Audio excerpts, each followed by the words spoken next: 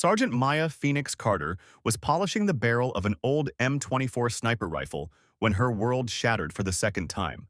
The weapon lay disassembled on her workbench at Fort Blackhawk's armory, its components spread with the meticulous precision of someone who understood that a single speck of dust could mean the difference between life and death at 1,200 yards. Before continuing this story, please comment below with your city or country where you're watching from. Your feedback inspires us to do better. Maya had been helping Private Danny Torres adjust his scope mount when Colonel Marcus Steele walked in.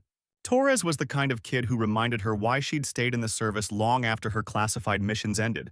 Nervous as hell but determined to prove himself worthy of the uniform. "Easy there, kid," Maya said, her calloused fingers steady on the adjustment wheel. "Rushing leads to missing, and missing leads to dead teammates. Take your time." Torres nodded gratefully. At 19, he still jumped at loud noises and stammered when officers addressed him directly. But his shooting scores were improving, and that's what mattered to Maya. She'd made it her mission to ensure every soldier under her tutelage came home alive. That's when Colonel Steele's shadow fell across her workbench like a bad omen. "Sergeant Carter." His voice carried the kind of authority that made seasoned NCOs straighten their spines. "Impressive work with that M24.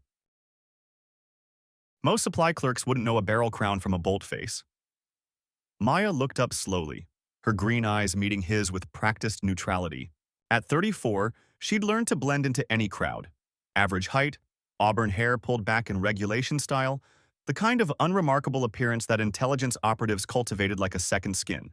But those who looked closer might notice how her gaze constantly tracked movement, how her hands never strayed far from potential weapons, how she moved with the fluid economy of someone trained in places where hesitation meant death. "Just doing my job, sir," she replied evenly, continuing her work on the rifle. Steele stepped closer, his weathered face studying her with the intensity of a man who'd spent decades identifying threats in foreign hellholes. "That's a very specific kind of job, Sergeant. The way you handle that weapon, it speaks to experience most people don't acquire in supply chain management." Maya felt a familiar chill run down her spine, the same sensation she'd experienced in Syria when enemy snipers had her position bracketed. She forced her hands to maintain their steady rhythm as she reassembled the rifle's trigger group.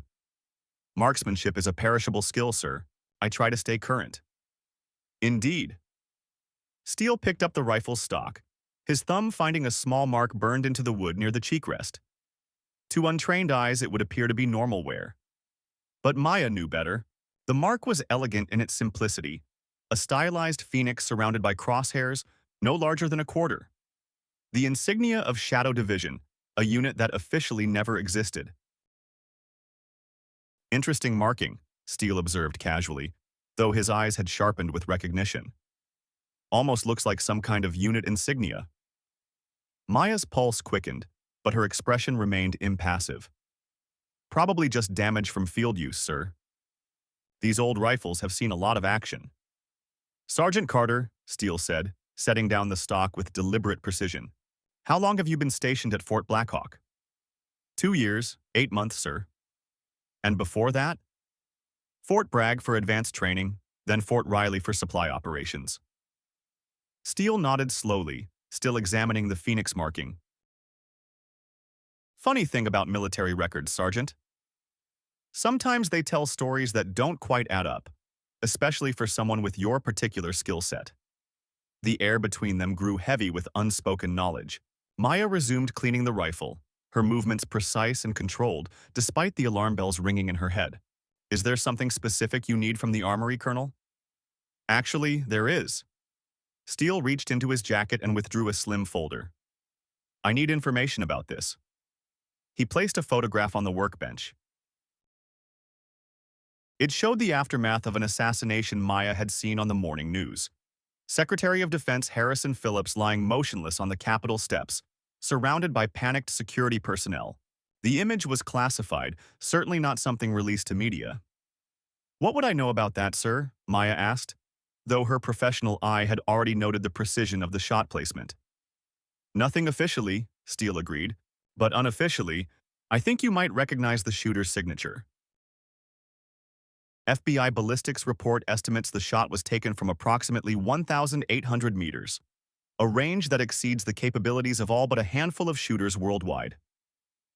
Maya maintained her neutral expression while her mind raced. The shot placement, the distance, the clean execution, it did bear the hallmarks of Shadow Division training. But that was impossible. Everyone from her unit was dead. She'd seen them die. "I'm just a supply clerk, sir." "Are you?" Steele's voice hardened slightly. "Because your hands tell a different story, Lieutenant Maya Blackwood." The name hit Maya like a physical blow. She hadn't heard it spoken aloud in 3 years. Her cover identity as Maya Carter had been meticulously constructed. New fingerprints, new dental records, new background. The woman known as Maya Blackwood was officially dead, listed as killed in action during a helicopter crash in the Hindu Kush Mountains. "I think you've mistaken me for someone else, Colonel." Steele's weathered face showed no emotion as he placed another document on the workbench. It was a personnel file with her photograph, not the current one with shoulder-length auburn hair, but from before, when she wore it shorter and her eyes held the 1,000-yard stare of someone who'd seen too much death.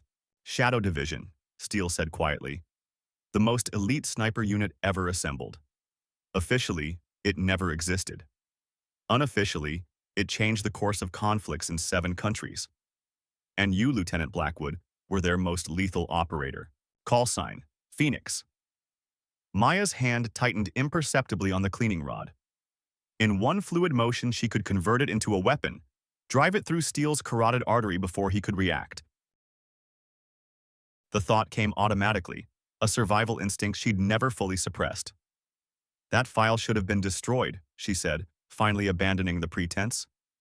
"It was," Steele confirmed, "along with everything else related to Shadow Division after the Hindu Kush incident. Officially, none of you ever existed." "Then how do you have it?" Steele's expression softened slightly. "Because I created Shadow Division, Maya. I recruited the first generation of operators. I designed the training protocols. I selected the targets." He tapped the personnel file. "And I recommended you for the program when your marksmanship scores broke every record at Camp Perry." The revelation hung between them like smoke after a firefight. Maya's mind raced through possibilities and threats, evaluating Steele as both potential ally and enemy. "What do you want?" she asked finally. Steele gathered the files and tucked them back into his jacket. "I need your help. Secretary Phillips wasn't the first high-profile assassination in recent months. There have been 4 others, all with the same signature. Impossible shots executed with surgical precision. All targets connected to classified military programs. And you think I'm responsible?" Maya's voice carried a dangerous edge. "No," Steele said firmly. "I think someone is using Shadow Division techniques to eliminate targets connected to a classified program. Someone with training identical to yours." The fluorescent lights buzzed overhead, the sound suddenly irritating against the tension in the room. Maya set down the cleaning rod carefully, buying time to process what Steele was suggesting. "If what you're saying is true, then this shooter would have to be someone from the program. And everyone in my unit died in Afghanistan. I was the only survivor." Steele's expression remained unreadable. "Are you certain about that? Did you see the bodies?" The question struck deep, reopening wounds Maya had fought to close for 3 years. She had seen her team ambushed through her rifle scope, had watched helplessly as they were cut down one by one while she lay hidden in an overwatch position nearly 2 miles away. But in the chaos that followed, as she fought her way out of the mountains with a bullet in her shoulder and shrapnel in her leg, she'd never actually confirmed their deaths. The official report? The official report was a cover-up," Steele interrupted, "designed to bury the truth about what happened that day, about who betrayed your team." Maya's expression hardened. "What do you know about it?" Steele glanced toward the armory door, ensuring they were still alone. "Not here. Meet me at 2100 hours. Building C, room 302. Come armed, but discreet. I'll tell you everything I know." Without waiting for a response, he turned and left the armory, the door closing quietly behind him. Maya stood motionless for several seconds, mind racing with implications and possibilities. After 3 years of carefully maintained anonymity, her past had found her with devastating precision. She reassembled the M24 with mechanical efficiency, her thoughts elsewhere. If Steele was right, if one of her former teammates was alive and killing high-profile targets, then everything she'd believed for 3 years was a lie. And if Steele was wrong, if this was some kind of trap, then her carefully constructed new life was already unraveling. Either way, Maya Carter, the supply clerk, had just ceased to exist. Phoenix was back in play. The memories came unbidden as Maya returned to her small off-base apartment. Images of Fort Bragg in the early 2000s, when the war on terror was still new and America's military machine was shifting to face an entirely different kind of enemy. She remembered the day Colonel Steele, then Major Steele, had approached her at the shooting range. She'd just set a new marksmanship record, putting 15 consecutive rounds into a target the size of a playing card at 1,000 meters. Most snipers would consider 10 hits exceptional. "Lieutenant Blackwood," he'd said, watching as she cleaned her rifle, "how would you like to make a real difference in this war?" The question had seemed strange. As an Army sniper, she was already in a position to make a difference. But Steele had been recruiting for something else entirely. A unit so classified that its members would officially cease to exist, operating in shadows beyond the reach of congressional oversight or Geneva Conventions. Shadow Division. 6 operators, each selected for specific skills that made them the most lethal precision strike force ever assembled. Their commander was Captain James Reaper Morrison, a former Force Recon Marine with nerves of steel and tactical brilliance that bordered on prescience. Staff Sergeant Alex Eagle Rodriguez served as Maya's spotter, able to read wind and weather conditions with almost supernatural accuracy. Sergeant Lisa Oracle Chen handled communications and intelligence, while Corporal David Doc Martinez kept them alive through injuries that would have killed lesser operators. They'd trained together for 8 months at a black site in Nevada, pushing the boundaries of what was possible with a rifle and scope. They'd learned to execute shots that defied physics and probability, shots at extreme distances, in impossible weather conditions, against moving targets protected by the best security in the world. They'd studied anatomy to understand exactly where to place a bullet for maximum effect. They'd become something more than soldiers, more than snipers. They'd become instruments of American foreign policy, wielded by people whose names appeared in no public records. Maya parked outside her apartment building, a nondescript structure chosen specifically because it was unremarkable. Her unit was on the 2nd floor, facing east, with clear sightlines to surrounding approaches. Old habits died hard, even after 3 years of pretending to be normal. Inside, the apartment was Spartan, but not suspiciously so. A few personal photographs, all staged with people who didn't exist, adorned the walls. The furniture was comfortable but inexpensive. Nothing that would draw attention or be difficult to abandon at a moment's notice. Maya moved directly to the bedroom closet, pushing aside hanging clothes to reveal a small keypad hidden in the back wall. She entered a 12-digit code, and a section of the wall slid silently aside, revealing a hidden room barely larger than a walk-in closet. Inside was everything Maya Carter wasn't supposed to possess. A custom Remington 700 rifle with match-grade barrel and specialized scope, 3 handguns with suppressors, $75,000 in various currencies, 6 passports with different identities, communication equipment, medical supplies, and a laptop containing encrypted files on various subjects of interest. She hadn't accessed this room in months, had almost convinced herself she kept these items purely out of paranoia rather than necessity. Now, as she checked the weapons and equipment with practiced efficiency, she wondered if some part of her had always known this day would come.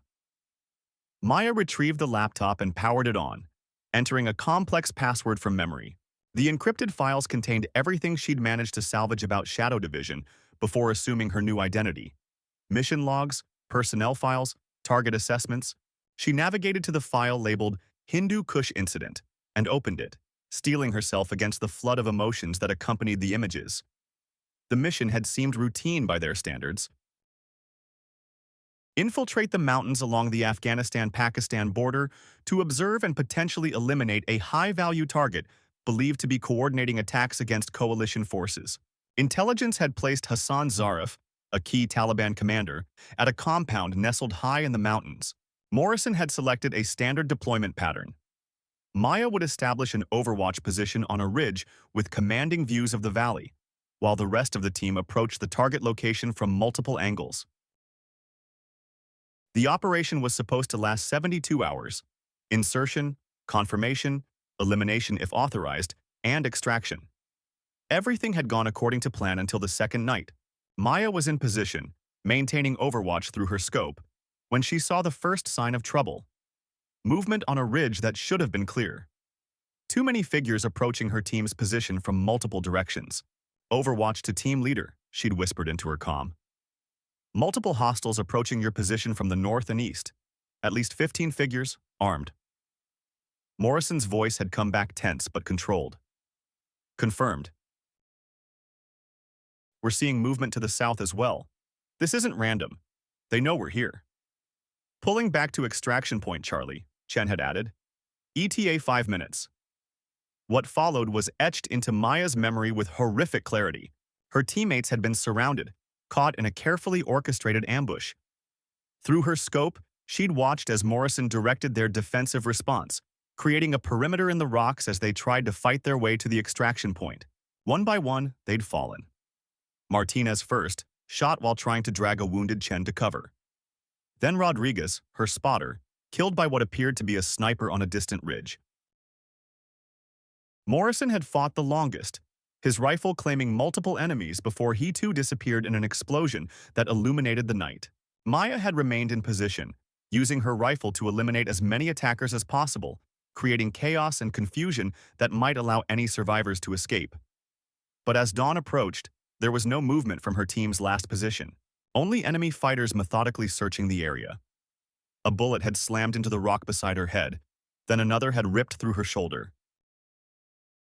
Her position compromised, she'd had no choice but to abandon her post and begin the harrowing journey back to friendly territory. 18 hours of crawling, hiding, and evading enemy patrols with a wounded shoulder and the knowledge that she had failed to protect her team.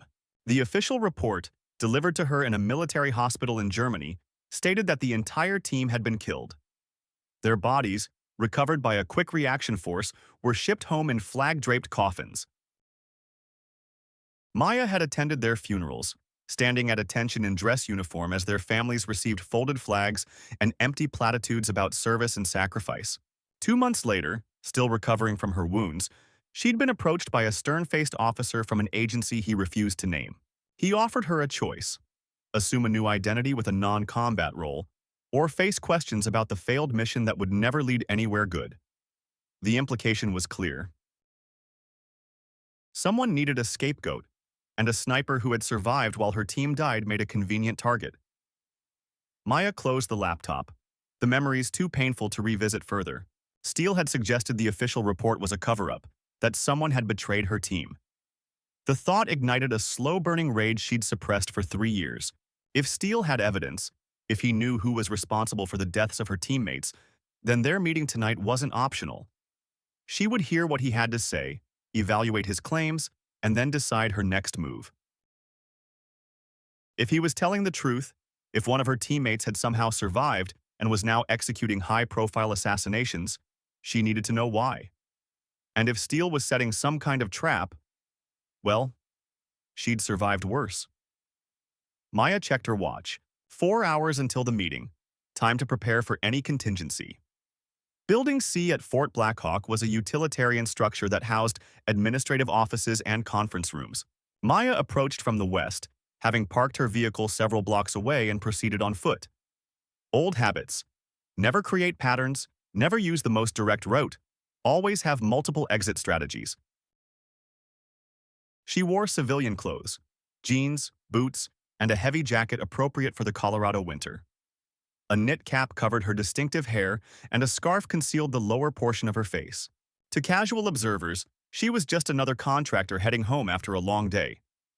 The Glock 19 nestled against her ribs, loaded with subsonic hollow-point ammunition. A backup weapon, a compact SIG P365, was strapped to her ankle. Neither would be detected by the base's minimal security measures for a supply clerk entering an administrative building on some mundane errand. Maya scanned her surroundings with practiced precision, noting security camera positions, guard patterns, and potential choke points. The habits of Shadow Division died hard, even after years of disuse. Room 302 was located at the end of a hallway on the third floor. Maya approached cautiously, listening for any sounds that might indicate an ambush. Steele had said to come armed but discreet, an instruction that could be interpreted multiple ways. She knocked 3 times, then twice more, an old recognition pattern from her Shadow Division days. The door opened immediately, revealing Steele in civilian clothes. He stepped aside to let her enter, closing and locking the door behind her. The room was a standard conference facility, but Steele had transformed it into an impromptu command center. A laptop sat open on the table, surrounded by file folders and photographs.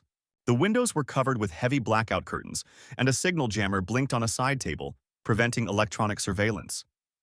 "You came," Steele said, his tone suggesting he hadn't been entirely certain she would. "You said you had information about who betrayed my team. That's not something I could ignore." Steele gestured toward a chair. "Have a seat. What I'm about to tell you goes against everything in my 35 years of military service. It involves betrayal at the highest levels and a conspiracy that has already claimed dozens of lives." Maya remained standing, her posture subtly balanced for immediate action if necessary. "I'll stand. Just tell me what you know." Steele studied her for a moment, then nodded, accepting her caution. He moved to the laptop and turned it to face her. On the screen was a photograph of a distinguished-looking man in his 60s, wearing the uniform of a major general. "Victor Harrington," Steele said. "Currently head of Special Weapons Development at the Pentagon, former commander of 5th Special Forces Group, and the man who gave the direct order for your team's final mission in the Hindu Kush." Maya's eyes narrowed as she studied the face on the screen. "I never received orders directly from him. Morrison handled all mission briefings." "Exactly." Harrington maintained distance, plausible deniability. But he selected the targets, authorized the operations, and ultimately, he's the one who betrayed your team to enemy forces. The accusation hung in the air, almost too enormous to process. A major general betraying American operators to the enemy. It defied everything Maya had been trained to believe about the chain of command. "That's a serious accusation," she said carefully. "What evidence do you have?" Steele opened a file folder and spread several documents across the table. Financial records showing payments to offshore accounts coinciding with Shadow Division operations. Communication logs indicating information leaks before critical missions. And most damning, this. He held up a photograph showing Harrington meeting with a man Maya recognized immediately. Hassan Zarif, the Taliban commander who had been their target in the Hindu Kush. "This was taken 2 weeks before your mission," Steele continued, "by a CIA asset in Pakistan. It was buried in classified files until I started digging after Secretary Phillips's assassination." Maya's mind raced, processing the implications. Why would he do it? "Money, partly," Steele confirmed. "The offshore accounts contain over $40 million, but Harrington's motivations go beyond simple greed. He's been systematically eliminating rivals and building his own power base within military intelligence for years. Your team became a liability when you started achieving results that exceeded his expectations." Maya felt a cold rage building inside her, but kept her voice level. "If what you're saying is true, why hasn't he been arrested? Court-martialed?" Steele's expression darkened. "Because he's protected. His connections extend to the highest levels of government and intelligence services. And because officially, Shadow Division never existed. Your missions were off the books, which means any evidence of betrayal is equally inadmissible." He pointed to the laptop, where Secretary Phillips's assassination photo was now displayed. "These recent killings bear all the hallmarks of Shadow Division training. Impossible shots, perfect execution, no evidence left behind. And all 4 targets had one thing in common. They were investigating aspects of Harrington's pet project, something called Operation Nemesis." "What's Operation Nemesis?" "I don't know yet, but I believe it's connected to why Harrington betrayed your team, And I believe one of your former teammates is carrying out these assassinations.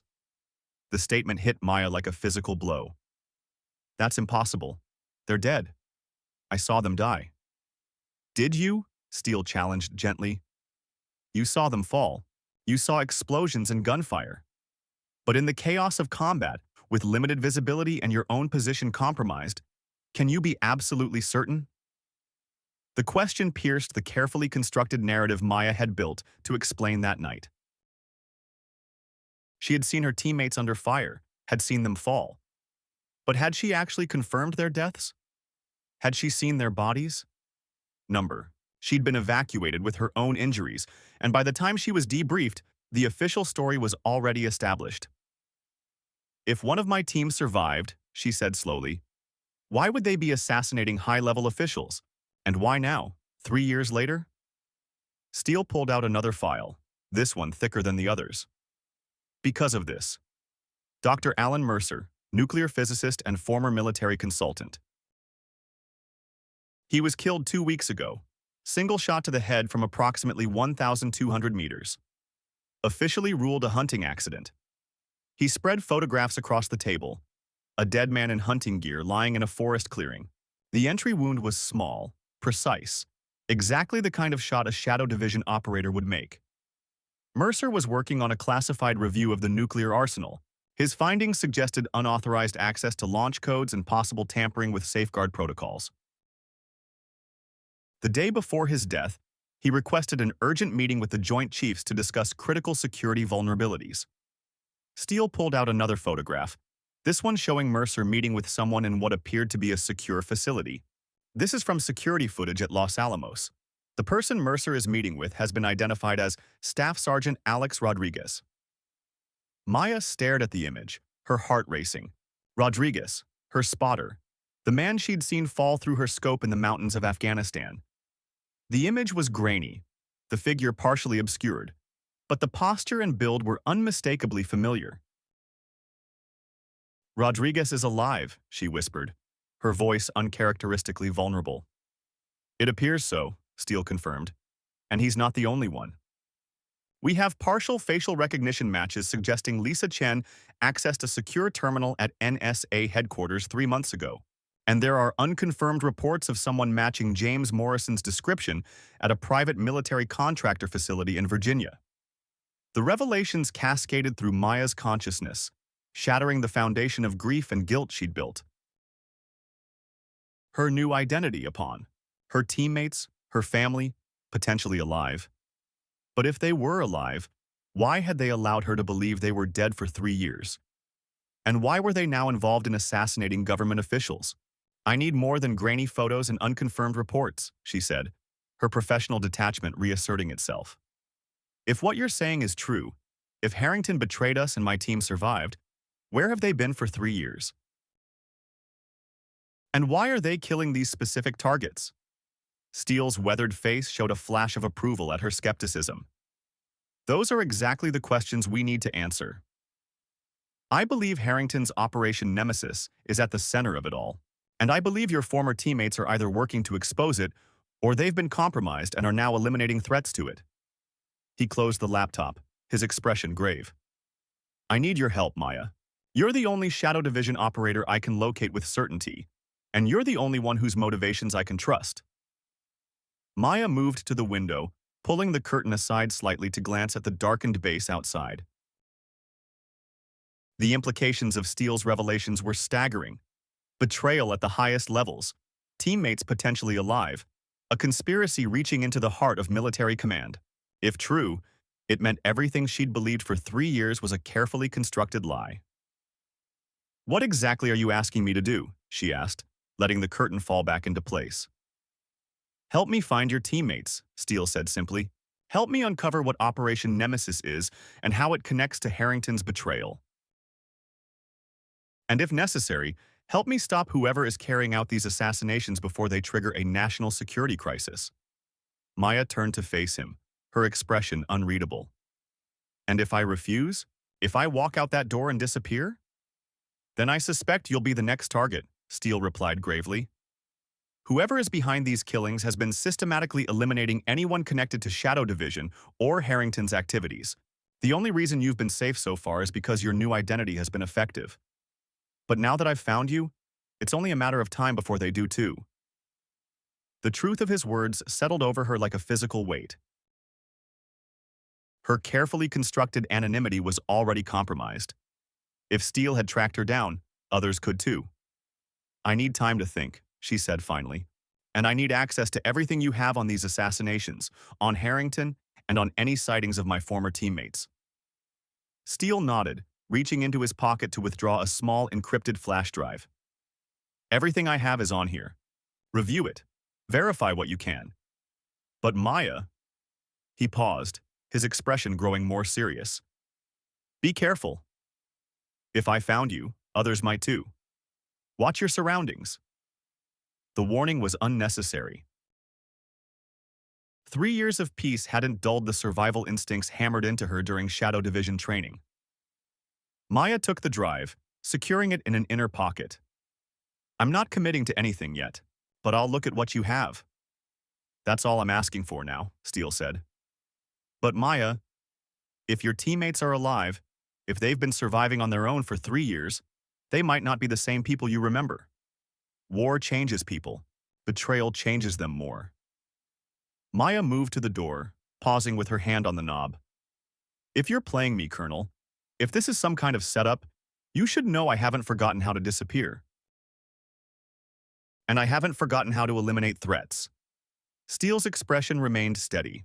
I would expect nothing less from Phoenix. Maya slipped out of the room and into the darkened hallway, her mind already processing escape routes and security measures. The weight of the flash drive in her pocket felt like a live grenade with the pin halfway pulled. Whatever it contained would either validate Steele's claims or expose his deception. Either way, Maya Carter, the supply clerk, had lived her last day. Phoenix was awake again, and she wouldn't rest until she found the truth about her team, about Harrington's betrayal, and about who was hunting from the shadows. The apartment felt different when Maya returned. Vulnerable, exposed, a place she could no longer trust. She moved through the rooms methodically, checking for signs of intrusion or surveillance. Everything appeared undisturbed, but experience had taught her that the best infiltrations left no trace. She connected Steele's flash drive to her secure laptop, running multiple virus scans before accessing the contents. The files were extensive: surveillance photos, classified reports, financial records, and intelligence assessments, all pointing to a conspiracy centered around General Harrington and something called Operation Nemesis. The most disturbing files were those containing possible sightings of her former teammates. Steele hadn't exaggerated. There were multiple instances of individuals matching their descriptions appearing at secure facilities, government buildings, and military installations in the months preceding each assassination. One video clip showed a man resembling Morrison entering a Department of Energy building 3 days before a senior official there died in an apparent suicide.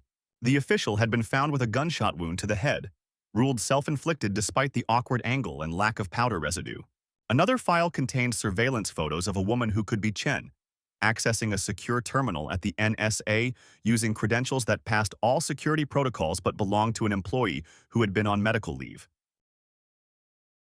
The evidence wasn't conclusive, but it was compelling. Maya found herself torn between hope that her teammates had survived and fear of what they might have become. Had they been turned? Brainwashed? Or were they pursuing their own investigation into Harrington's betrayal? As dawn approached, Maya came to a decision. She would work with Steele, cautiously, keeping her own counsel, to find her teammates and uncover the truth about Operation Nemesis. But she would maintain her own operational security, establish safe houses and escape routes, and be prepared to disappear again if necessary. She began systematic preparations, gathering essential equipment from her hidden room and packing it into a nondescript duffel bag. Weapons, ammunition, communication gear, medical supplies, cash, false identification, everything she would need to operate independently if Steele proved untrustworthy. As she worked, a subtle noise from the living room froze her in place. The nearly imperceptible sound of metal against metal, like a lock being manipulated by expert hands. Someone was attempting to enter her apartment.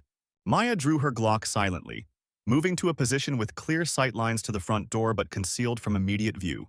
Her mind calculated angles, cover positions, and escape routes automatically. Combat instincts, overriding 3 years of civilian pretense. The lock disengaged with a soft click, and the door opened slowly.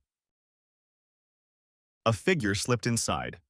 Male, approximately 6 feet tall, moving with the fluid grace of someone trained in covert entry. His face was obscured by a balaclava, but his movements were hauntingly familiar. Maya held her position, controlling her breathing as the intruder swept the main living area with practiced efficiency. He moved to the kitchen, then the bedroom, his search methodical and professional. When he approached the closet with her hidden room, Maya made her decision. "Stop right there," she ordered, her voice deadly calm as she emerged from cover with her weapon trained on the intruder's center mass. "Hands where I can see them." The figure froze, then slowly raised his hands. "Been a long time, Phoenix," he said, his voice muffled by the balaclava but unmistakably familiar. "Take off the mask," Maya commanded, her aim unwavering. The intruder complied, pulling the balaclava up to reveal a face Maya had last seen through a rifle scope in the mountains of Afghanistan. Alex Rodriguez. Her former spotter and the man she'd believed dead for 3 years. "Hello, Maya," Rodriguez said, a faint smile playing at the corners of his mouth. "Looks like we've got a lot to catch up on." Maya's weapon remained steady, though her mind reeled with questions. "You're supposed to be dead." "So are you," Rodriguez countered. "Maya Carter, nice cover. Almost didn't find you." "Why are you here?" Maya demanded, unwilling to lower her weapon despite the shock of seeing her former teammate alive. Rodriguez glanced around the apartment, his expression turning serious. "Same reason Steele found you. Someone's killing people connected to Shadow Division, and they're using our techniques to do it." "And how do I know you're not that someone?" Maya asked coldly. Rodriguez smiled again, but there was no warmth in it. "If I wanted you dead, Phoenix, you wouldn't have heard me coming." It was true, and they both knew it. Rodriguez had been one of the best at infiltration tactics, able to move through hostile territory like smoke. "Steele told me you were spotted at Los Alamos with Dr. Mercer before he was killed," Maya said, still not lowering her weapon. "I was trying to protect him," Rodriguez replied, his expression darkening. "Failed, obviously, just like I'm failing to protect you." "We need to move, Maya. Your position is compromised. Steele's too." "How do you know about Steele?" "Because I've been watching him for months.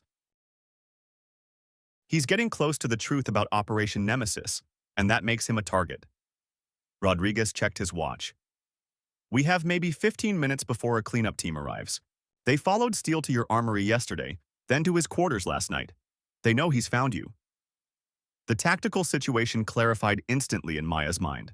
If Rodriguez was telling the truth, staying meant confrontation with unknown hostile forces. Leaving meant trusting a man who had been missing, presumed dead, for 3 years. "Where would we go?" she asked, finally lowering her weapon slightly. "Somewhere safe. Somewhere we can talk properly." Rodriguez moved toward the window, checking the street below. "Morrison is waiting with transport. Chen is running interference on surveillance systems, just like old times." The mention of her other teammates sent a jolt through Maya's system. "They're alive too? All of you?" Rodriguez turned back to her, his expression a complex mixture of emotions. "Not all of us. Martinez didn't make it out, but the rest of us survived, and we've been working to uncover who betrayed us and why." He gestured toward her half-packed bag. "Finish what you were doing. 2 minutes, then we move." Maya made her decision. She holstered her weapon and quickly completed her preparations, securing essential equipment and destroying anything that might provide intelligence to whoever was coming. As she worked, she asked the question that had been burning in her mind. "Why didn't you contact me?"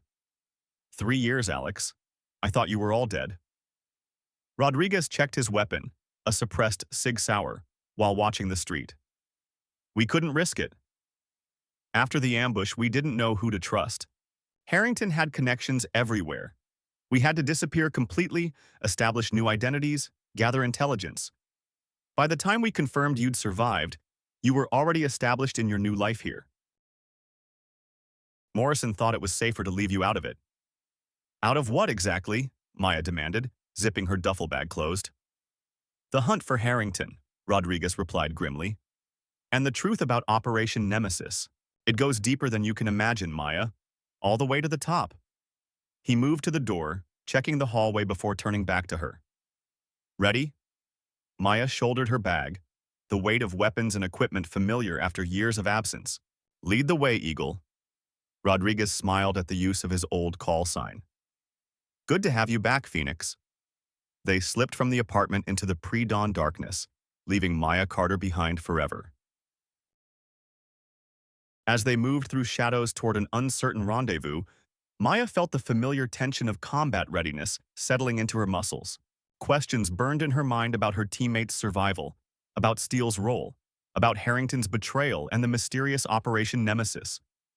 But underlying it all was a dangerous sense of homecoming.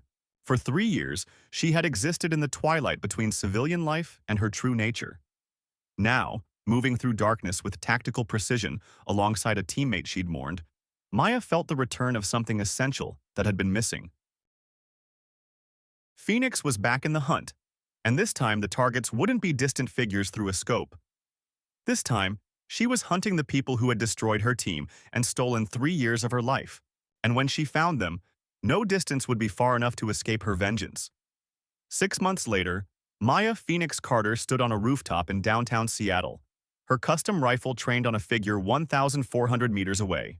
Through her scope, she could see General Victor Harrington clearly as he emerged from a black SUV, his security detail scanning the area with practiced precision, but not high enough, not far enough. The wind was steady at 8 miles per hour from the northwest. Temperature 42 degrees. Humidity 73%.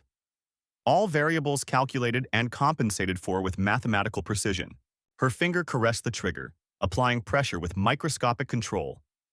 4 pounds, 8 ounces, not an ounce more, would send the 175-grain Sierra Match King bullet on its final journey. But this time was different. This time, the target wasn't some distant enemy of the state.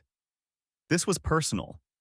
This was justice for her fallen teammates, for 3 years of lies, for a betrayal that had nearly destroyed everything she believed in. Maya exhaled halfway and held her breath. The world narrowed to the crosshairs and the target. Time itself seemed to slow. The rifle spoke its deadly truth. A second later, Harrington dropped to the pavement. His schemes and betrayals ended with surgical precision. His security detail reacted a full second after he was already beyond saving. By the time the first sirens wailed, Maya had vanished, leaving behind no shell casings, no fingerprints, no DNA. Only the lingering signature of a shot very few people on Earth could make. Phoenix had kept her promise. The hunt was over. But somewhere in the shadows of America's intelligence apparatus, new threats were already emerging. And when they did, Maya knew exactly who would be waiting for them. After all, some skills never fade. They just wait for the right moment to resurface. The ghost had returned, and justice had a new name.